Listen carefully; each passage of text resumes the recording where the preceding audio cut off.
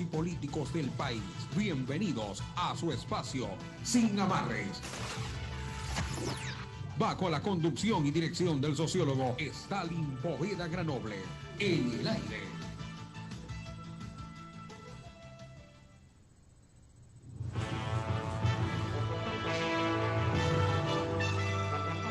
De la mañana con 31 minutos, 6:31 de este lunes 23 de noviembre del año 2020. Estamos ya casi culminando este mes, la última semana de este mes de noviembre, un año durísimo para el país y de todo el mundo, y por supuesto nosotros desde aquí, desde su programa Sin Amarres y desde Radio Atalaya, como siempre, permanentemente compartiendo con ustedes, llevándole lo principal de la información, también el análisis y la opinión de todas las noticias que se generan en el Ecuador y el mundo aquí en su programa Sin Amarras. Sean bienvenidos y bienvenidas. Un saludo especial también a quienes nos miran y nos escuchan a través de nuestras redes sociales. Ya lo saben, estamos en Facebook como programa Sin Amarres, también en Twitter y en Instagram como @Radio Atalaya. Permanezca informado junto a nosotros. Vamos a iniciar esta jornada, este espacio de análisis y opinión, también saludando a nuestro compañero Carlos Pacheco, quien está en la sala de controles. Ya lo vemos al sociólogo Stalin Poveda y también estamos conectados junto al licenciado Alcides Montilla, a quien vamos a dar paso para que también dé su saludo. Muy buenos días, licenciado. Hola Teresa, buenos días. Saludamos también a Stalin Poveda, el director del programa, y a Carlos Pacheco, que está en los controles. Y en primera línea, como siempre, tenemos que saludar a la amable audiencia de Atalaya, a los radio oyentes, a los radio escuchas, a los que nos sintonizan todos los días a través de esta emisora. Gracias, como siempre, a todos los que nos escuchan. Reciban de nosotros un abrazo imaginario a la distancia, estimada Teresa. Claro que sí, el saludo en este momento también es para el sociólogo Stalin Poveda Granoble, director de este espacio Sin Amarres. Muy buenos días, sociólogo, ¿cómo está usted?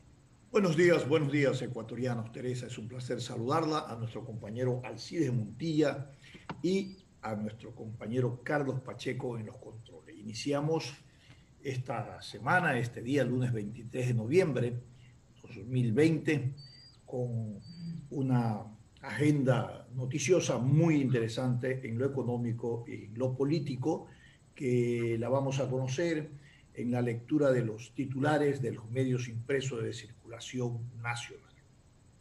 Claro que sí, vamos a iniciar este recorrido informativo con la portada impresa de diario El Universo de este lunes 23 de noviembre.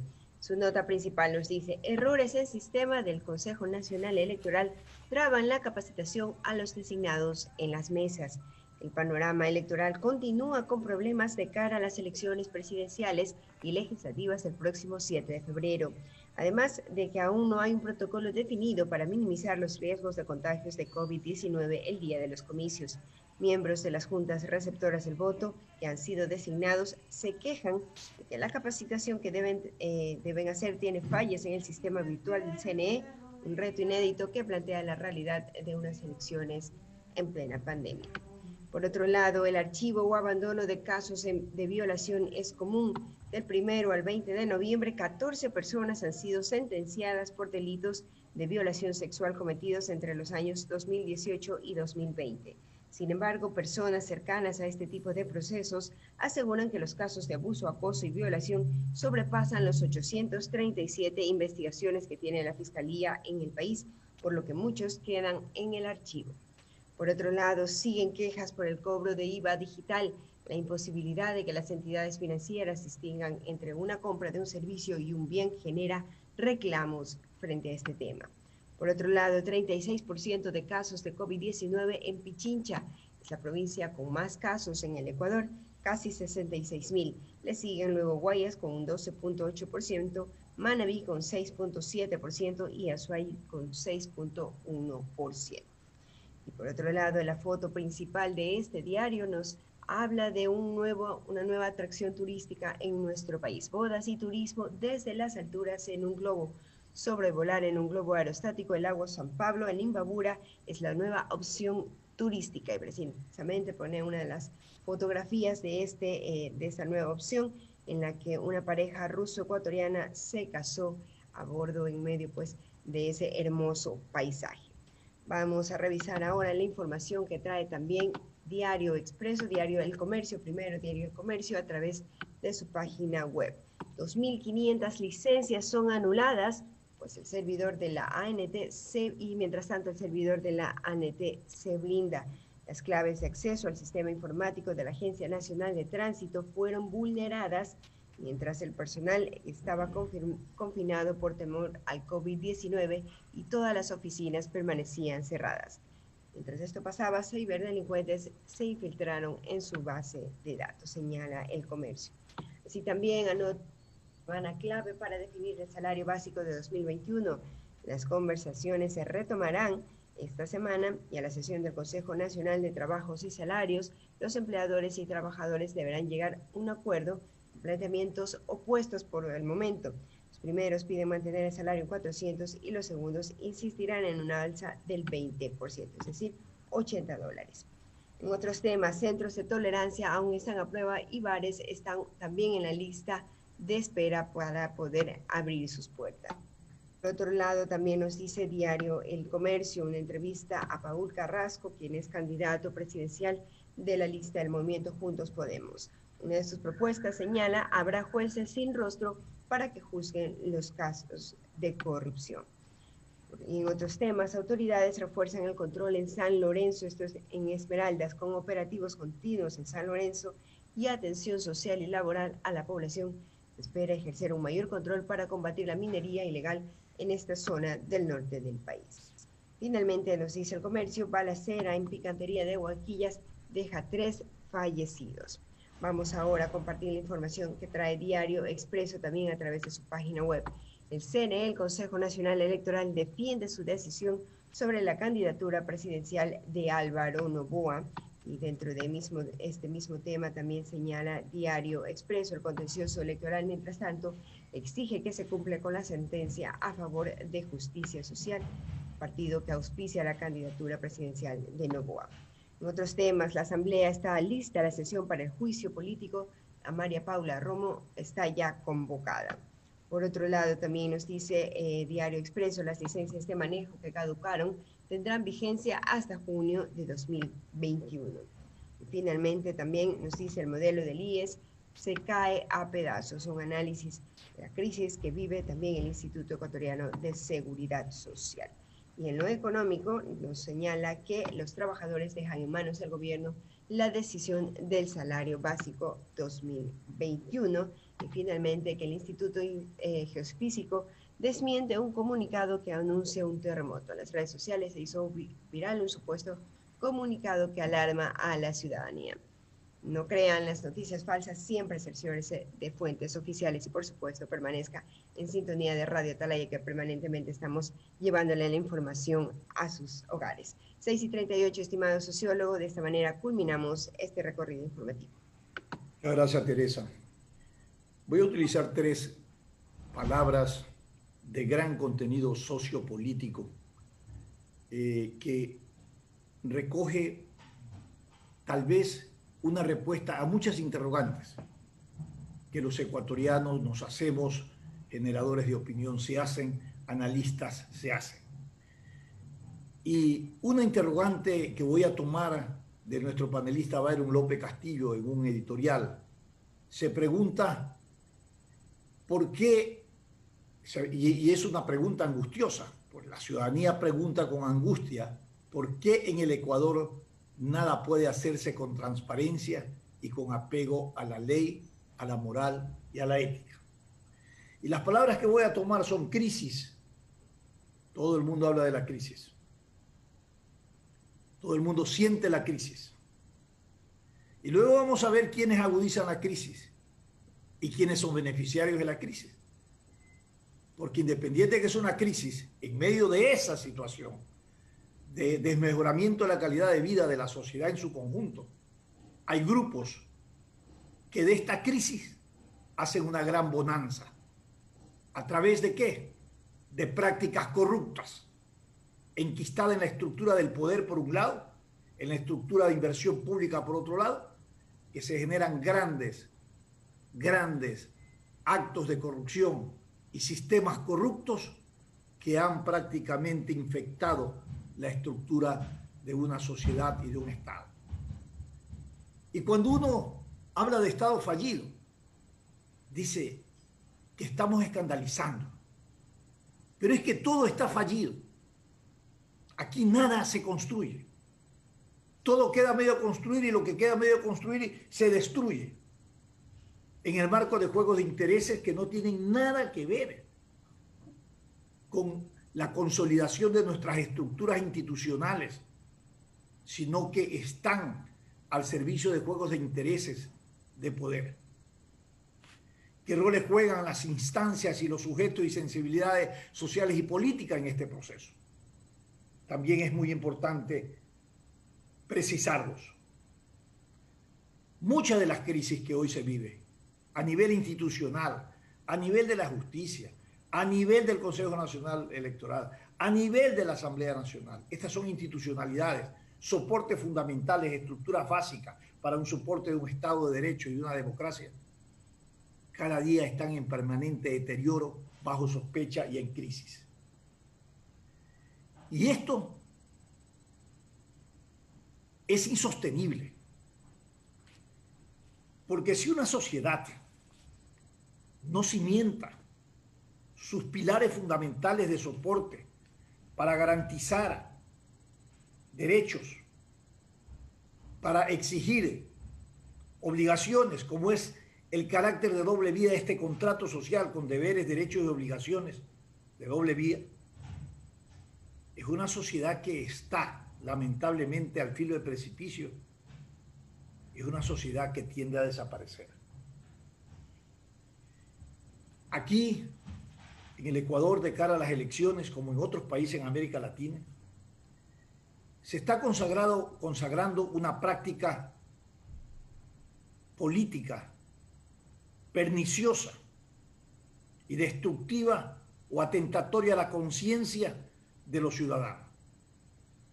Y esta práctica es el exhibicionismo, el narcisismo, que se plantea permanentemente, estosismo y el populismo, como el discurso del Salvador, del que llega y llegará a solucionar los problemas.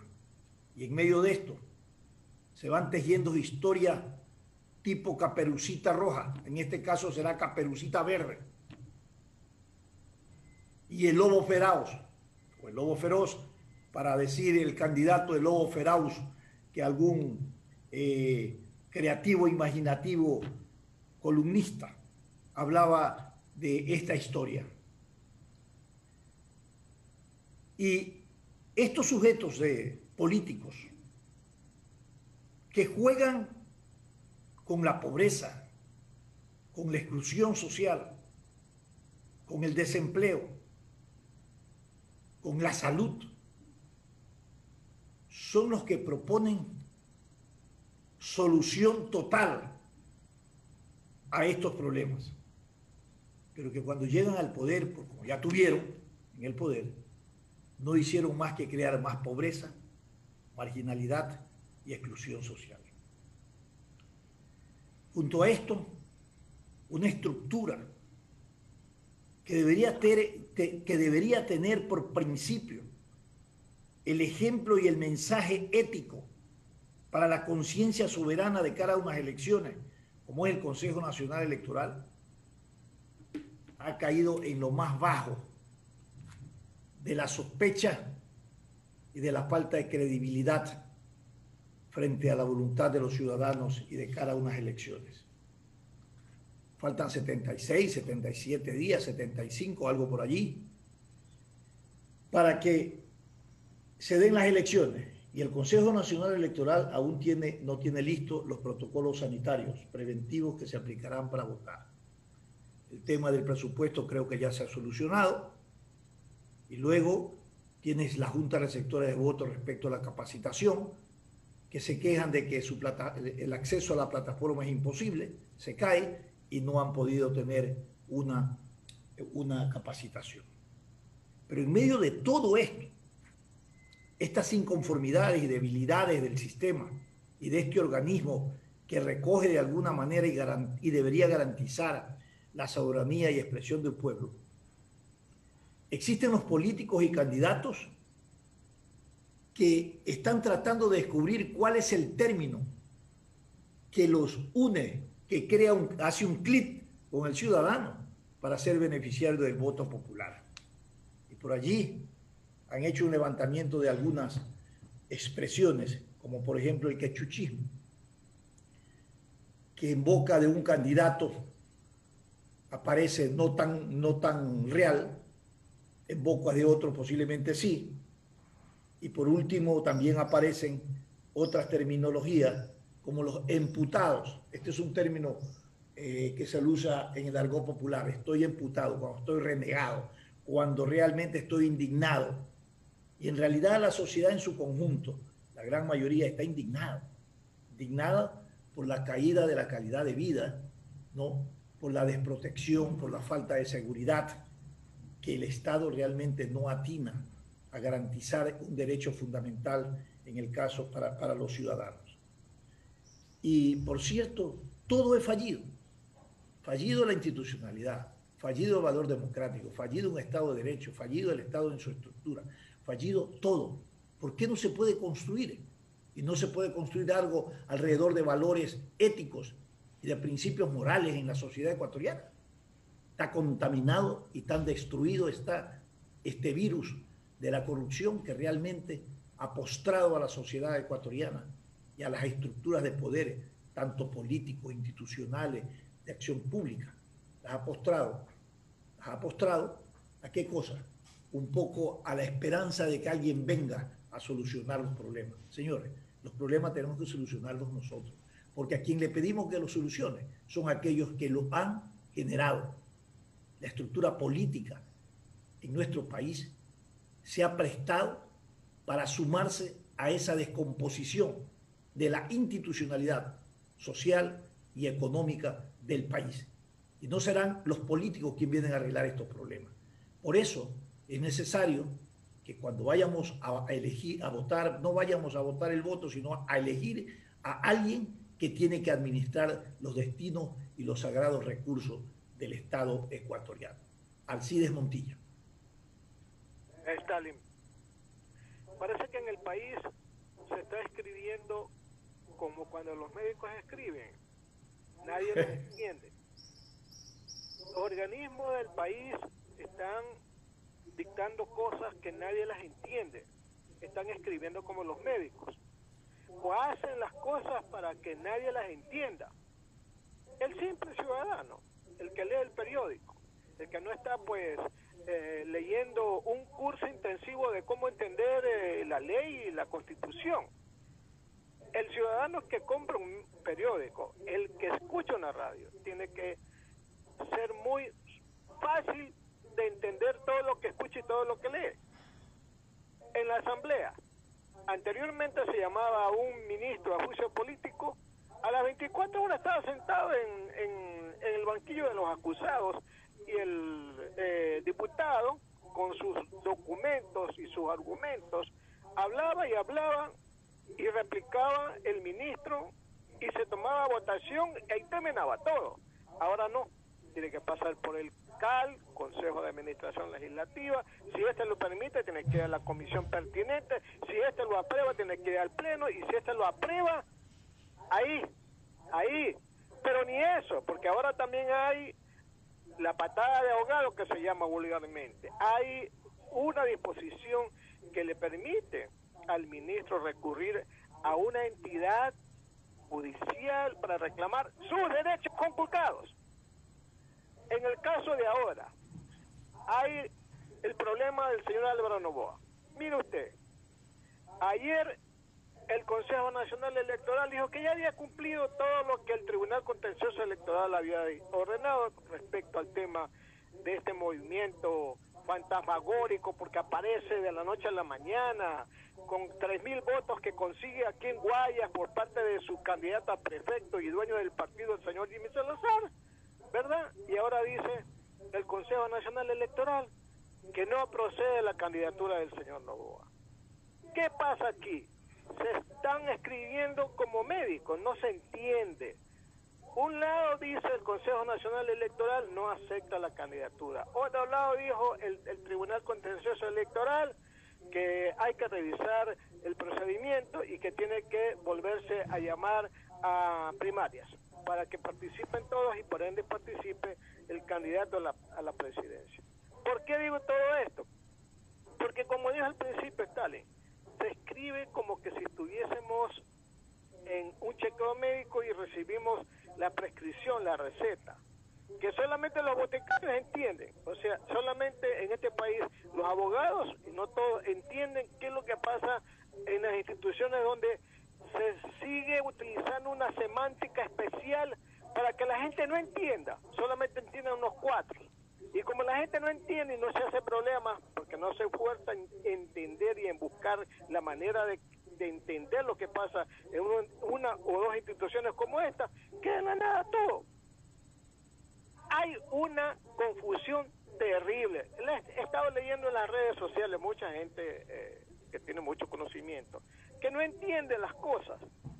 ¿Qué es lo que pasa entre el Tribunal Contencioso Electoral y el Consejo Nacional Electoral? Hace unos 20 años no existía pues, el Tribunal Contencioso Electoral. ¿Quién lo inventó? ¿Para qué lo inventaron?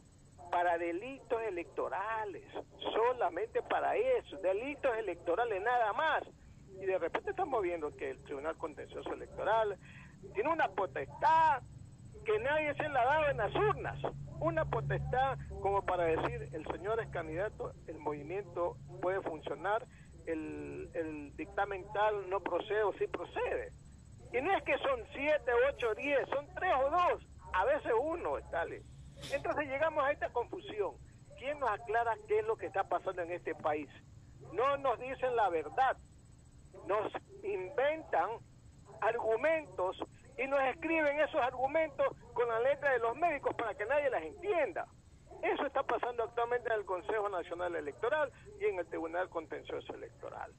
Se dictan renunciamientos, ya termine, se dictan renunciamientos y no se dice a quién están destinados.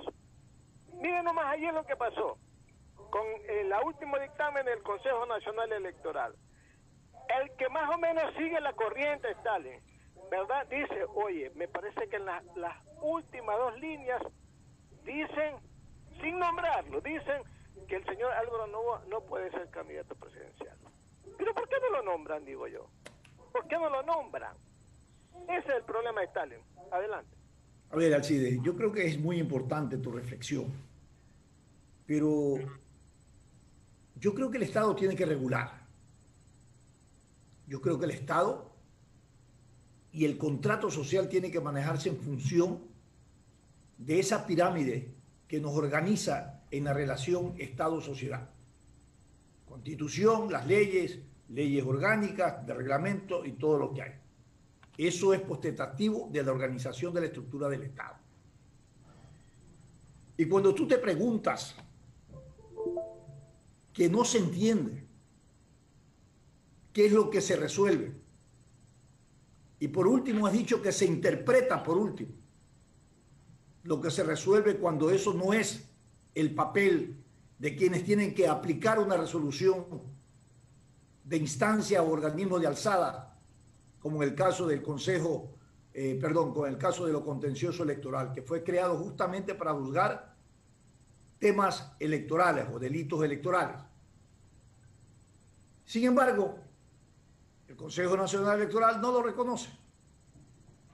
Tiene otra lectura de esa resolución. Primer atropello. Hay que respetar esa jerarquía de la estructura jurídica. Segundo, ¿por qué se da esto? Estos irrespetos, estas interpretaciones y no se acatan? Y se censuran y se cuestionan los unos a los otros, sin respetar la autoridad que tienen los unos sobre los otros. Porque cada una de estas instancias institucionales están representadas por juegos de intereses políticos vinculados al poder. Así de las cosas hay que decirlas como son. El Consejo Nacional está respondiendo con sus respuestas a lo que sus representantes están ahí representados, están representando, a su juego de intereses. Por lo tanto, se está atropellando el valor de un Estado de Derecho. Por eso es que somos un Estado institucionalmente fallido. Todo está destruido, destruyéndose, y se lo sigue destruyendo. Un Estado nacional que su carácter plurinacional está fallida, no hay unidad, la democracia incipiente, una institucionalización que acabamos de hablar fallida, un sistema de educación fallido. Por lo que tú mires, todo es problema y todo es inconcluso. ¿Qué hace falta en el país? Primero, un proyecto de identidad nacional. Reconozcámonos entre nosotros mismos en ese carácter diverso, en ese carácter plurinacional con nuestras plurinacionalidades,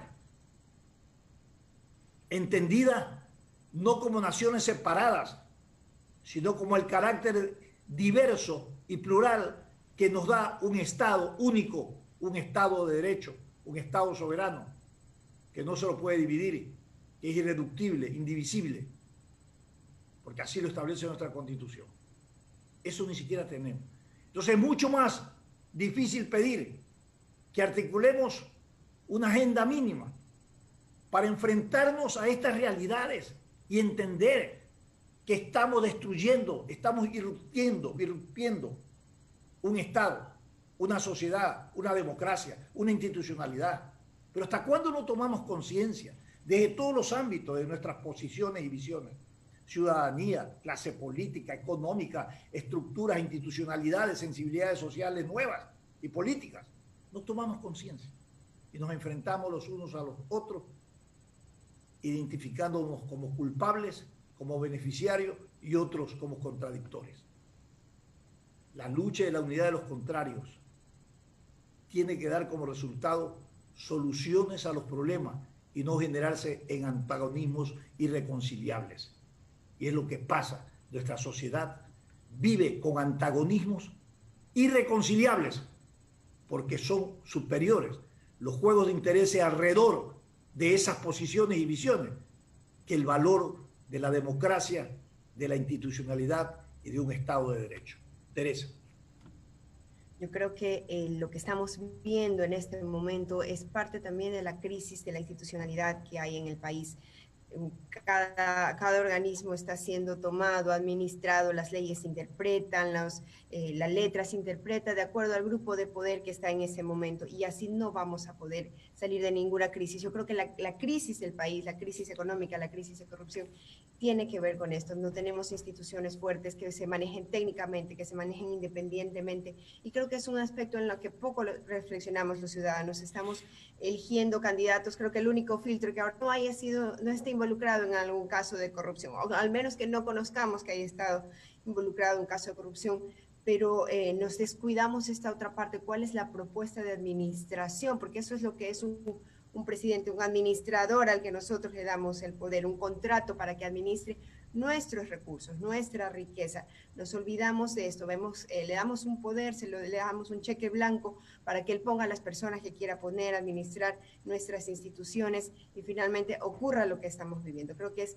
tiempo de contratar un buen administrador, de cerciorarnos de que su hoja de vida, de que su experiencia no solamente no tenga casos de corrupción, no haya estado involucrado en casos de corrupción, sino que realmente plantee un plan de trabajo, de una ejecución óptima en todos los aspectos, en lo económico, en lo social, y sobre todo en esta parte de fortalecer la institucionalidad para que los proyectos se mantengan. Porque recuerdo cuando entrevistábamos al expresidente Correa, decía, no, las cifras económicas son muy buenas, saludables, yo dejé muy bien el país. Si eso hubiera sido así, hasta ahora hubiéramos tenido ese crecimiento, ¿no? Si hubiera una verdadera institucionalidad, exacto, hubiera una sostenibilidad en todas las acciones, pero ya vemos que no es así. Correcto. Hay que corregir estas distorsiones del poder y de la política. O son unidad indisoluble que se unen alrededor de valores éticos para el ejercicio del poder, o son bandas que se organizan para delinquir alrededor del ejercicio del poder. Las cosas hay que decirlas como son. Oiga, Stalin, una cosita rápida. Querido Alcides, diga. En esta controversia entre el Tribunal Contencioso Electoral y el Consejo Nacional Electoral, me temo que vaya a haber una controversia grande, porque cada uno va a defender su punto de vista. ¿Y sabe quién va a dirimir todo esto? El Tribunal Constitucional.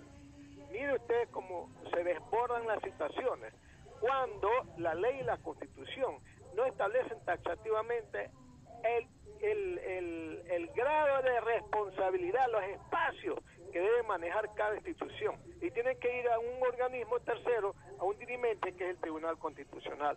Que no le sorprenda a Stalin que este problema, ¿verdad?, entre el Consejo Nacional Electoral y el Tribunal Contencioso Electoral llegue a la Corte Constitucional. Mi querido Alcides, ¿en qué estamos interesados los ciudadanos? ¿Y en qué están interesados los políticos y la estructura de poder? En zanjar y que le resuelvan sus problemas por los juegos de intereses que ellos representan. No están ahí porque están representando, no están en esa pelea porque están representando nuestros intereses. No, señor, están cuidando sus intereses para ser candidatos, para llegar al poder y evidentemente para hacer lo que tienen que hacer en el poder. Pero las instancias donde vayan, donde recurran, que son instancias de derecho, porque todo el mundo tiene derecho a ir hasta la última instancia. Mire usted el tema de la casación. Aquí tú ya tienes un condenado en primera, en segunda y tercera y todavía tienes una casación hasta el final y es inocente hasta el último. Puede pasar años. Bueno, los recursos. y entonces, para terminar, eso está tipificado en la ley. Pero en definitiva, lo que sí debemos de observar, y coincido con Teresa y con Alcides, es que yo creo que es necesario que tomemos una especie de acción y de cruzada nacional para hacer lo que hacemos todos los días, para que lo que hacen otras organizaciones de la sociedad civil empiecen a impulsar una campaña que el ejercicio del poder tiene que estar íntimamente vinculado a las demandas de la sociedad y a los valores éticos para ejercer ese poder. Así es, sí. 7 de la mañana con 2 minutos, nos vamos a ir a una pausa comercial, pero al regresar estaremos dialogando con Juan Fernando Velasco, candidato a la presidencia por el movimiento Construye Ecuador. Eso parte pues también de informarnos bien y conocer a cada uno de los candidatos. 7 y 3, regresamos. De opinión, categoría O, apto para todo público. El siguiente es un espacio publicitario apto para todo público. Estar al día en tus pagos no solo te permite contar con agua potable sin preocupaciones, sino que también hace posible que Interagua invierta en obras para dotar servicio a quienes hoy no lo tienen. A partir del 14 de noviembre, reiniciaremos la suspensión del servicio por deudas acumuladas. Ponte el día en tus pagos con Interagua. Aprovecha las facilidades, descuentos y convenios de pago que tenemos para ti. Consulta los planes de financiamiento por medio del app de Interagua, página web o llamando al call center 134. Interagua, siempre contigo. Ahora renovar tu permiso de bomberos es más fácil y rápido, tanto como ver las historias de tus amigos en Instagram, buscar tu video favorito en YouTube o subir una nueva foto de perfil en Facebook. Ahora tan solo debes entrar a www.bomberosguayaquil.gov.es y dar clic en servicios en línea. Allí podrás realizar el pago de tu permiso e imprimirlo online. Además, podrás ingresar tus obras o proyectos de construcción, todo desde la facilidad de tu hogar. Si necesitas más información, chequea nuestras redes sociales o escríbenos a serviciosenlinea@bomberosguayaquil.gov.es. Este es un mensaje del Benemérito Cuerpo de Bomberos de Guayaquil. Autorización número 01412, CNE, Elecciones Generales 2021. Esto aún no termina. Por eso le digo a mi nieto que para jugar pelota siempre debe usar mascarilla. Y cuando vuelve, hago que se limpie para entrar a casa. No te confíes. El estado de excepción terminó, pero la pandemia sigue. Manos, mascarilla, distanciamiento y preocuparse de que todos cumplan las medidas de seguridad. Alcaldía de Guayaquil. Autorización número 0118, CNE, Elecciones Generales 2021. Ya son 200 años de independencia de esta libérrima ciudad que siempre sale adelante. Por eso nos sentimos en constante compromiso de trabajar al ritmo de Guayaquil, generando empleos a través de nuestras obras que ayudan a reactivar la economía de la ciudad y un servicio con agua potable de calidad para beneficiar a cada uno de los 3 millones de guayaquileños. También velamos por un futuro sostenible, trabajando arduamente en la conservación de nuestro río Daule, porque este bicentenario, el Guayaquil que soñamos, se levanta con obras. Autorización número 0729, CNE, Elecciones Generales 2021. Esto aún no termina. Por eso siempre uso mascarilla en mi negocio. Hago que todos la usen y que respeten el distanciamiento. No te confíes. El estado de excepción terminó, pero la pandemia sigue. Manos, mascarilla, distanciamiento y preocuparse de que todos cumplan las medidas de seguridad. Alcaldía de Guayaquil. Autorización número 0119, CNE, Elecciones Generales 2021. Fin del espacio publicitario. Usted está escuchando un programa de opinión, categoría O, apto para todo público. Sin amarres, una mesa de diálogo donde sobresalen los temas de mayor interés social, económicos y políticos del país. Sin amarres, bajo la conducción del sociólogo Stalin Poveda Granobles. En Sin Amarres, le damos la bienvenida al invitado de hoy.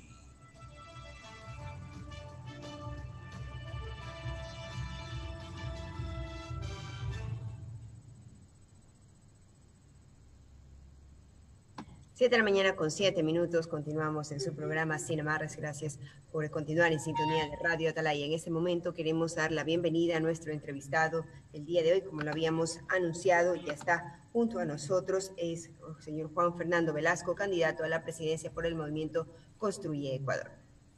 Muy bien, le damos la bienvenida a Juan Fernando Velasco Torres. Es músico, compositor, cantante, político ecuatoriano. Fue ministro de Cultura y Patrimonio del Ecuador durante el gobierno del presidente Lenín Moreno. Es ecuatoriano de corazón, dispuesto a que construyamos juntos un país mejor. Le damos la bienvenida a Juan Fernando Velasco y le queremos preguntar cómo construimos este país juntos, si en nuestro Ecuador lo más difícil es lograr concertación, diálogos y ponernos de acuerdo en una agenda mínima para construir ese país que usted demanda o que propone. Y la pregunta es, ¿con quiénes, qué herramientas y qué actores construimos este nuevo país? Buenos días y bienvenido. ¿Qué tal, Stalin? Muchas gracias por el espacio. Un saludo cordial a todos los oyentes de Radio Atalaya. Efectivamente, lo que tú acabas de mencionar nos parece uno de los puntos prioritarios y uno de los grandes desafíos que deberá enfrentar el siguiente gobernante de los ecuatorianos, y que es precisamente el de lograr concertación, el de lograr consensos, el de llevar al Ecuador por un camino de paz, de conversación, en donde se depongan las posturas radicales, en donde se pueda construir a partir de la percepción y de la comprensión de que el gran objetivo es llevar al Ecuador hacia ese lugar al que todos queremos verlo, un Ecuador de progreso, de prosperidad, de oportunidades, de educación para todos, de salud, de un trabajo digno. Y para ello, en una democracia liberal como la que vivimos nosotros, el rol que tenga nuestro gobernante es fundamental en lograr esto. No podemos seguir en esta permanente pugna, en este confrontamiento al que nos hemos acostumbrado ya los ecuatorianos a ver, de confrontación permanente, de polarización, en donde todos se echan la culpa, en donde la pelotita pasa de un lado al otro y donde la culpa nunca es del que tiene la pelotita, sino del que estuvo antes, del que está por venir, o del que en este momento no es parte de un gobierno. Así que ese es el gran desafío. Un gobernante tiene que, en la estructura, el Estado ecuatoriano, que tenemos una asamblea unicameral, es fundamental, por ejemplo, llegar a consensos. Un gobernante tiene que lograr que la asamblea trabaje de manera de la mano del Ejecutivo, que los diferentes sectores puedan ser parte de la toma de decisiones y que haya verdaderamente una construcción, un gobierno con decisiones tomadas de manera participativa. Perfecto. Juan Fernando, yo quiero preguntarle que tal vez cuando hablo de herramientas, mecanismos, modelos, ¿no hace falta tal vez un proyecto como propuesta de lo político para el ejercicio del poder? Un proyecto de identidad nacional, porque posiblemente el problema es que ni siquiera nos reconocemos en ese carácter plural y diverso de nuestras nacionalidades, de nuestras etnias y de nuestras identidades culturales que tiene nuestro país. ¿No deberíamos empezar por allí? Una propuesta que nos identifique, que nos reconozcamos, ¿no? Para fortalecer alrededor de eso un tema de consenso, de acuerdos, y luego elaborar una agenda de las demandas más sentidas de la población para enfrentar la crisis, no solamente económica, sino institucional, de estructura de un Estado. Se habla de Estado fallido, institucionalidad fallida. Yo creo que hay que reconstruir muchas cosas en el país. Sí, estamos de acuerdo, Stalin. Este es un Estado que tiene que ser reconstruido en su totalidad. El ciudadano común tiene una sensación de hartazgo frente no solamente al político, a lo político, sino a las instituciones del Estado. Un Estado que no parecería estar al lado del ciudadano en sus intenciones de prosperar, de mejorar, de emprender, de generar oportunidades. Un Estado que parecería por momentos estar en contra incluso de estas necesidades, cuando nos encuentra con la inmensa cantidad de trámites, de trabas, de tasas, de permisos que uno tiene que sacar para cumplir con obligaciones, por ejemplo, como pagar impuestos, acceder a un crédito, emprender en un pequeño proyecto, acceder a tecnología, asesoramiento desde el agro, etcétera, etcétera. El tema de la identidad es fundamental. Yo lo he trabajado toda mi vida he entendido desde la música, que solamente entendiendo claramente de dónde uno viene es que puede tomar fuerzas e impulso para alcanzar esos objetivos que tiene hacia el futuro. Y sobre construir esta propuesta en conjunto, pues es precisamente lo que hemos estado haciendo en estos primeros meses desde que aceptamos la candidatura, recorrer el país y en vez de llegar a los lugares, a las comunidades, a los barrios, a las parroquias, a los cantones de nuestro país con un discurso impositivo de un líder que viene con las soluciones, lo que hemos hecho es juntar una silla y escuchar a la gente, conversar con la gente, porque es ahí donde están las respuestas. Fernando, ¿qué es lo que tú en la práctica y en tu recorrido ahora en la política no haces de lo que hace la política tradicional o el candidato tradicional? Me hablas de un recorrido donde haces levantamiento, escuchas levantamiento de las demandas de la población, escuchas, luego entendemos, lo elaboras, lo procesas y lo propones en líneas de campaña o propuesta de tu programa de gobierno. Y en esa línea yo quiero preguntarte a nivel educativo, por ejemplo, ¿qué es lo que tú planteas en términos de la estructura educativa de nuestro país? Porque también por allí aparece este posicionamiento de una identidad cultural, el tema del educativo es fundamental en lo formativo y en tema de identidades y de reconocimientos culturales que deben de tener los pueblos. ¿Qué es lo que tú planteas para un poco replantear esa estructura educativa que tenemos en el país? Bueno, el tema de la educación es fundamental. Primero está el tema del acceso, ¿verdad? Que es lo que la gente plantea como necesario, el acceso a la educación, el acceso a la educación superior, etcétera. Pero el gran desafío es el tema de la calidad, ¿no?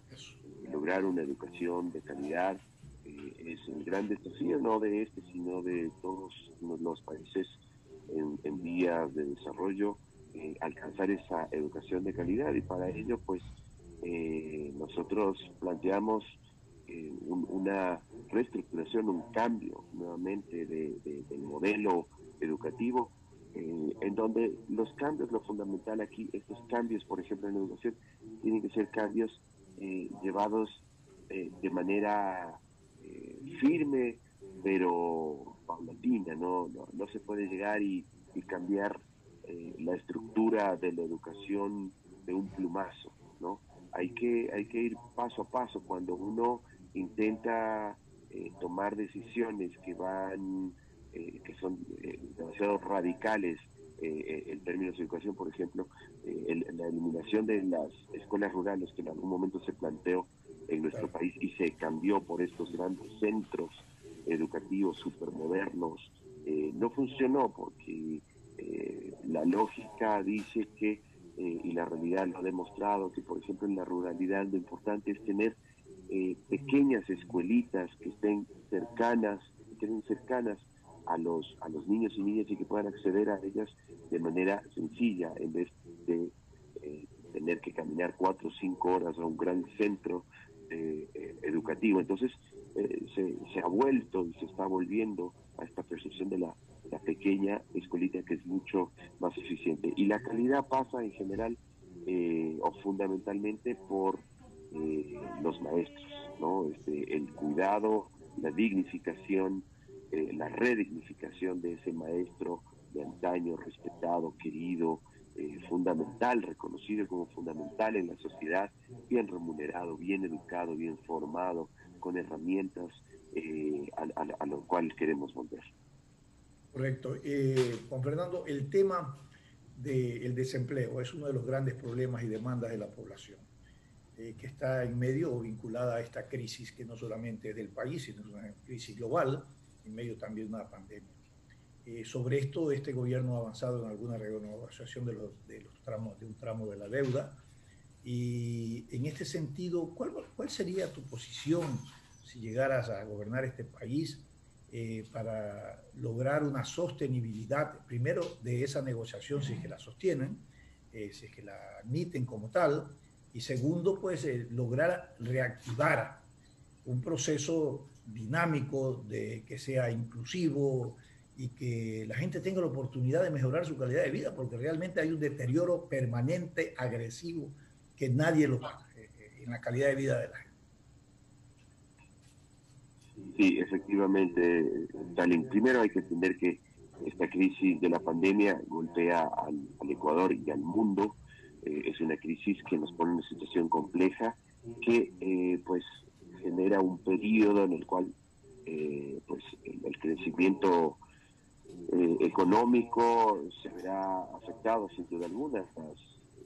Las predicciones de la CEPAL y del FMI son bastante desalentadoras con respecto al crecimiento y el desempleo que ha generado la pandemia, por razones evidentes, al haber tantos negocios que han debido cerrar, tantas empresas que pues no están produciendo, lugares que por la misma dinámica del negocio no están funcionando, como por ejemplo un bar, una discoteca, en donde pues durante tantos meses no ha podido funcionar. Evidentemente generará pues el desempleo de todas las personas que trabajaban en torno a ella. Lo que hay que hacer primero, fundamental, es establecer claramente esos protocolos que permitan la reactivación económica, encontrando el equilibrio entre el cuidado de la salud y la posibilidad de reactivar con orden. La pandemia no ha terminado, la pandemia sigue latente. Si no nos cuidamos, puede haber un rebrote, pero necesitamos reactivarnos, y para eso el Estado debe poner las reglas claras para el funcionamiento ciudadano y para que podamos reactivarnos. Perdón. Inmediatamente,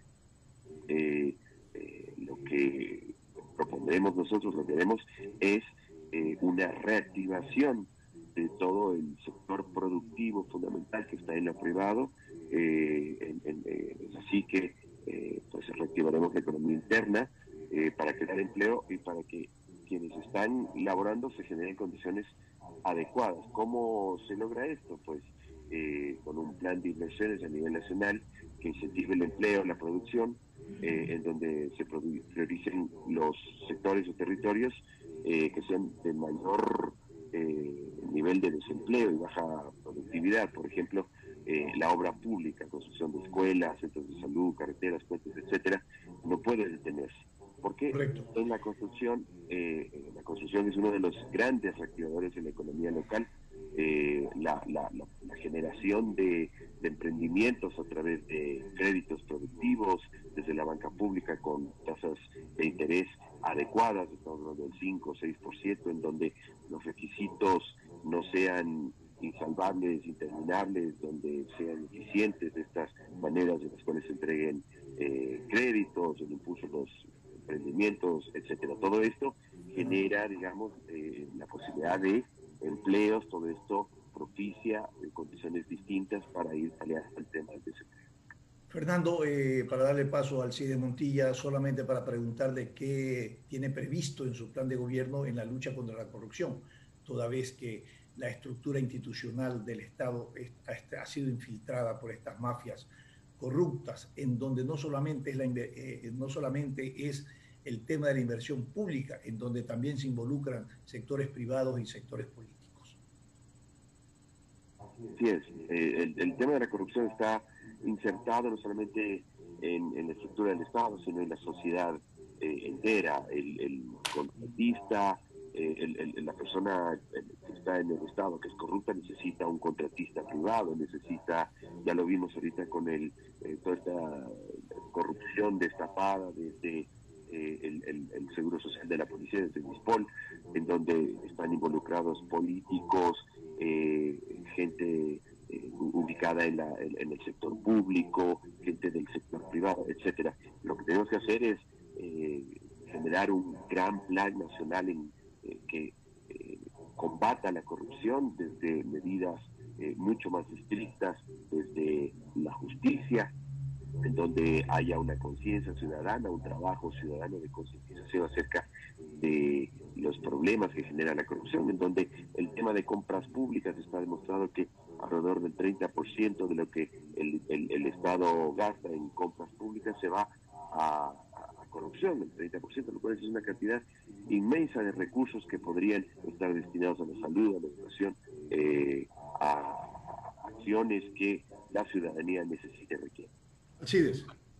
Gracias, Stalin. Saludamos a don Juan Francisco Fernando Velasco, candidato a la presidencia por el movimiento Construye Ecuador. Lo saluda el periodista Alcides Montilla.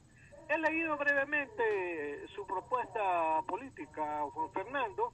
Me parece bien que usted pues no se agregue a aquellos candidatos que están ofreciendo o haciendo ofertas populistas, aquello de la renta básica universal, sin financiamiento, etcétera.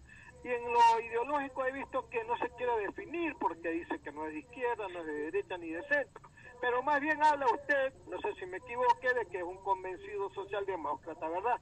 Eso como antecedente. Yo le quiero preguntar a usted que ha estado mucho tiempo en el gobierno, ¿verdad? Sabe más o menos el teje y maneje de lo que significa manejar un país desde el punto de vista del gobierno.